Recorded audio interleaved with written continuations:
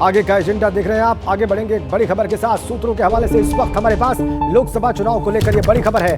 दावा है कि राष्ट्रीय लोक दल और बीजेपी एक साथ आ सकते हैं। माना जा रहा है कि आरएलडी चीफ जयंत चौधरी अखिलेश यादव के प्रस्ताव से नाराज चल रहे हैं। अखिलेश यादव का प्रस्ताव है कि 7 लोकसभा सीटें आरएलडी ले, लेकिन उनमें से 4 सीटों पर आरएलडी के सिंबल पर समाजवादी पार्टी के प्रत्याशी लड़ेंगे। इसी को लेकर जयंत पर जाटों और कार्यकर्ताओं द्वारा कांग्रेस से गठबंधन तोड़ने का भारी दबाव।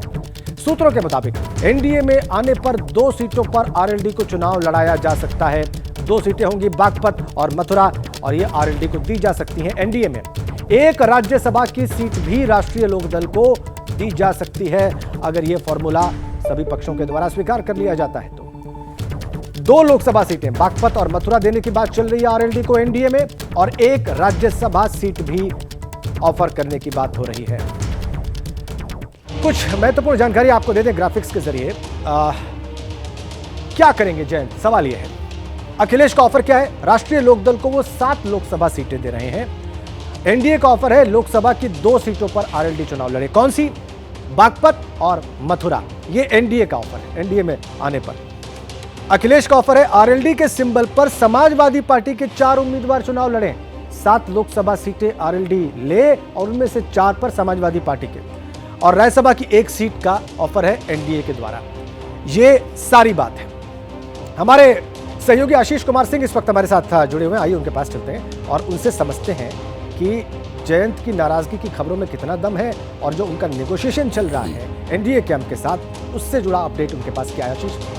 देखिए, अब तो ऐसा लगता है कि कंक्लूजन के स्टेज पर है, जैसा सोर्सेज इंडिकेट कर रहे हैं। अनलेस पॉलिटिक्स है, राजनीति है, डिरेल हो जाए तो मैं नहीं कह सकता, लेकिन अब तो अब ये कहा जा सकता है कि बहुत एडवांस स्टेज पर है। मैं आपको बता दूं, परसों रात बीजेपी की टॉप लीडरशिप से जो मेरे सोर्सेज मुझे बताते हैं, आरएलडी प्रमुख जयंत चौधरी की बाकायदा मुलाकात भी हुई, और आप बिल्कुल ठीक कह रहे थे। कम से कम 2 सीटों की जानकारी मुझे है, कैराना, मुजफ्फरनगर। जैसा आरएलडी सोर्सेज इंडिकेट करते हैं कि समाजवादी पार्टी चाहती थी कि उनके सिंबल पर समाजवादी पार्टी अपने कैंडिडेट्स को उतारे, और इसको लेकर के नाराजगी। दूसरा, इंडिया अलायंस जिस तरह से टूट रहा है, बिखर रहा है, उस मामले को लेकर के। तीसरा, एक विनेबिलिटी फैक्टर भी कहीं ना कहीं असेसमेंट था आरएलडी का कि समाजवादी पार्टी के साथ मिलकर के अगर वो 7 सीटों पर चुनाव लड़ें तो संभव है कि एक भी सीट ना जीत पाएं।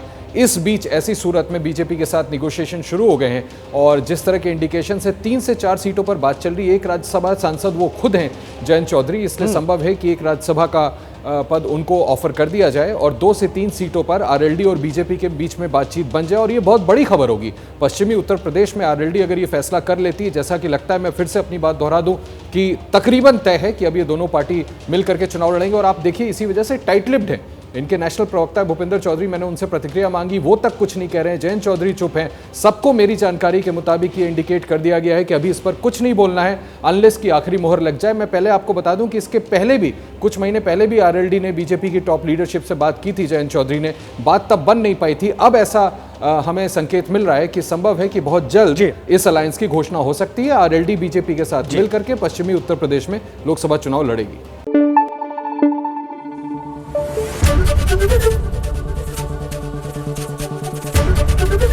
एबीपी न्यूज आपको रखे आगे।